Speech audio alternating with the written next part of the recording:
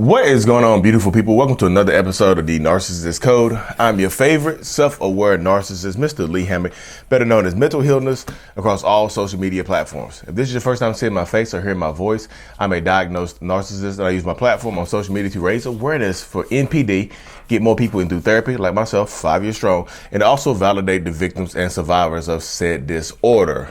Of this disorder. That's what I mean when I say said disorder. Somebody asked me the other day. I just got to clarify that. Today's episode is going to be about how to be with a narcissist, how to make it work with a narcissist. How do I make it work with my narcissistic, toxic, significant other? Simple. It's going to be the simplicity of this is going to astound you. If you want to make it with if you want to make it work with a narcissist, be prepared to sacrifice. That's literally it right there.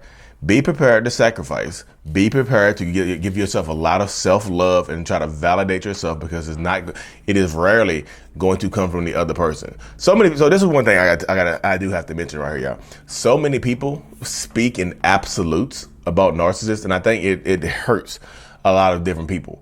Because when people say narcissists don't do this, narcissists will never do this, narcissists can't do this.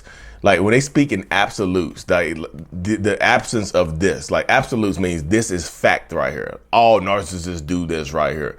When people speak in absolutes, I think it can kind of throw people off. It kind of hinder people on their healing journey or the decision to leave or to stay, because all narcissists are not alike. There is a spectrum.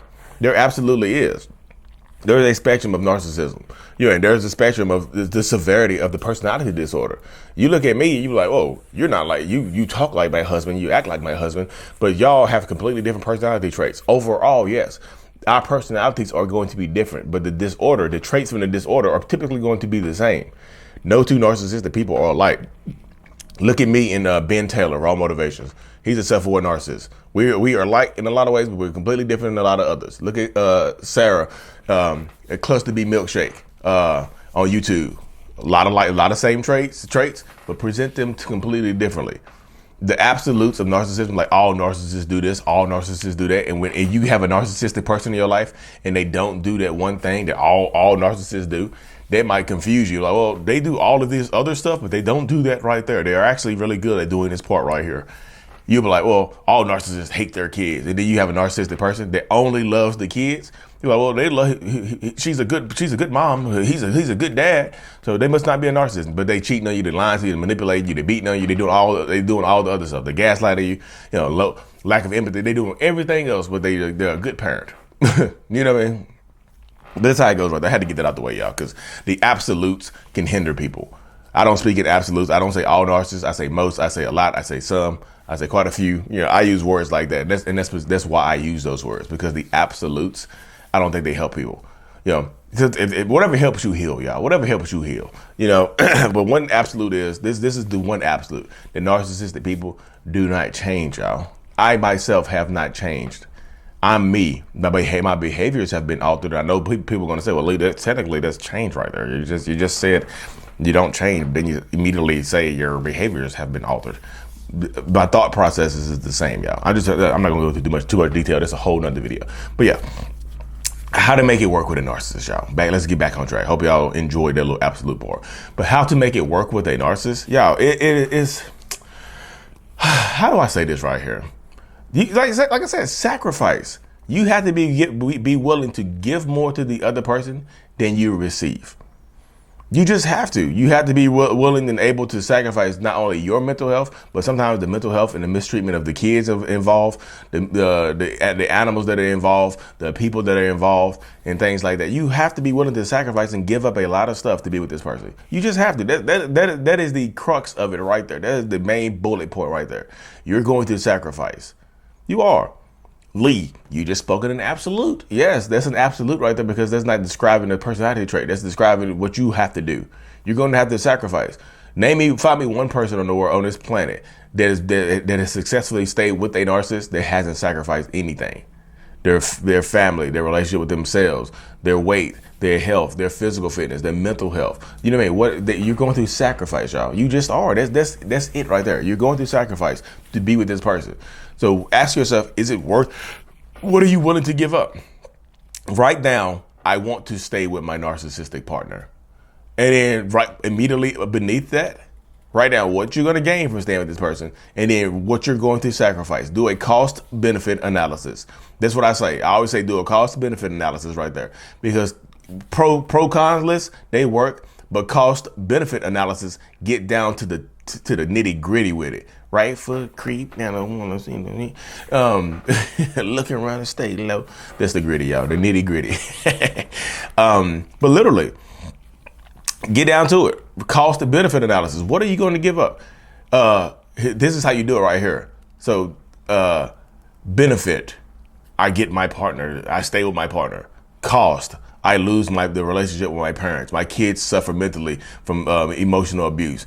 I don't get to have friends. Like, I don't get to go out when I want to. That stuff right there. See, the cost right there, to most people will outweigh the benefit, but to you, it might be more of a benefit to have this person in your life because you had to put some codependency going on. That might be the benefit right there for you to have this person in your life. Like, well, the benefit outweighs all of that because I get to have my person. I don't care how they treat the kids. I don't care how they treat me. I have my person. You're willing to sacrifice not only your stuff, but the kids too. So when you have kids involved, you're not just thinking about you. You have to think about them, because if you're just thinking about you, then you sound just like the narcissist in your life.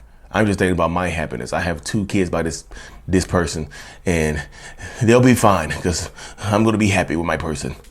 All right. They sense that struggle, y'all. They absolutely do. A lot of them internalize it. I promise you, but they sense it. You know what I mean? So, oh my goodness gracious. So you'll be willing to sacrifice a lot of different things, y'all. You just are. That's part of it right there. You're going to sacrifice. You're going to give up a lot of stuff. You won't. I just feel like this is also one of the things to stay with a narcissist. You're going to, you won't live up to your full potential. You're holding on to the potential of what the relationship would have offered you. You're holding on to that potential. But the narcissist in your life, you're holding on to their potential while simultaneously you losing your potential. Your potential is going downhill. Your potential is going downhill or staying the same while you're holding on to theirs. It's like a weight. It's like an anchor. It's like the narcissist in your life is an anchor, right?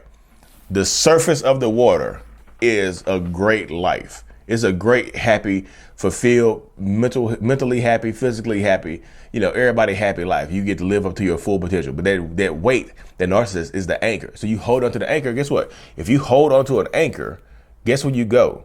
You go beneath the surface and you get deeper and deeper and deeper until you hit ocean bottom, lake bottom, riverbed bottom. You know what I mean? You're going to hit that type of stuff right there. You just are. You're gonna hit this. You're gonna hit rock bottom. Rock bottom, and rock bottom absolutely sucks, y'all. But this is the life that this is what you're sacrificing. You're sacrificing the fresh air, the sunshine, the friends and family where they can see you, to hold on to this anchor of a relationship. An anchor can stop a goddamn ship, a huge ship. What do you think it's gonna do to you? You know what I mean? So many people, like, you're just going to sacrifice. But Lee, can you talk about the benefits of being with that narcissist? Why do y'all keep asking me those questions? I look at my comment section. I see people send me emails saying shit like that. People send me on Twitter. Can you talk about the good things about narcissists? You don't talk about the bad stuff. I'm talking about narcissism in general and the personality disorder and the traits. He's like, can you talk about the good stuff? The good narcissists in society? What? Can you talk about the benefits of being with a narcissist? Y'all do that. Y'all see my page over here. I'm helping narcissistic people by showing them what you can do by going to therapy and committing to therapy and committing to absolute behavior alterations and not committing to being able to deal with shame. That's how I help people. You can't help narcissists by propping them up like, hey, you're a great, great, great, great, great person. You're a narcissistic piece of S, but I love you so much. You're the greatest person ever. You can't help a narcissist by propping them up. You just can't do that, y'all. I feel like I want to say I'm sorry, but I'm also not sorry because you can't do that. Like, y'all saw pages propping them up because I just can't do that because that would be a waste of time and I would get attacked and it will feel disingenuous. But yeah, decide what you want, y'all. I mean, I feel like it's your life. You have to decide how you want to live it. You absolutely do. You have to decide how you want to live your life. Is it worth holding on to this anchor? You know, or is it worth trying to, you know, separate? To each their own. No judgment here. Some people want to judge you if your kids are getting mentally, physically, and verbally abused, but, you know, that's life. But anyways, y'all, let me hop off this thing, y'all. Live in-person meetup coming in Cova Brewery in Norfolk, Virginia. Thank you for somebody correcting me on that one. Going to make a more of an announcement today. Stay tuned, like and subscribe. June 12th. Mental Illness is out. Peace.